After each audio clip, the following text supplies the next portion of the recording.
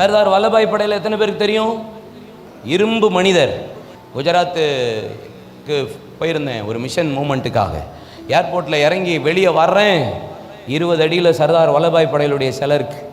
அப்புறம் இன்னும் கொஞ்சம் தூரம் போனவொன்னே அவுட்டரில் ஒரு 3000 கோடி செலவுக்கு நம்ம ஒரு சிலையை வச்சுருக்கிறாரு.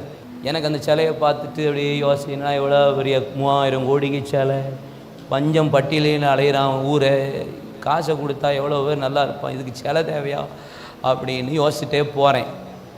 அப்போ எனக்கு ஒன்று தோணுது, இவர் சர்தார் வல்லபாய் படேல் எனக்கு அந்த சிலையை பார்த்தோன்னு ஞாபகம் வந்துச்சு.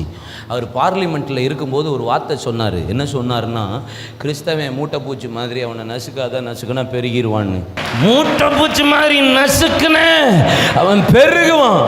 எனக்கு இந்தியா முழுவதற்கும் அந்த சிலை சொல்லுகிற ஒரு பெரிய செய்தி என்னவென்றால், கிறிஸ்தவனை தொட்டா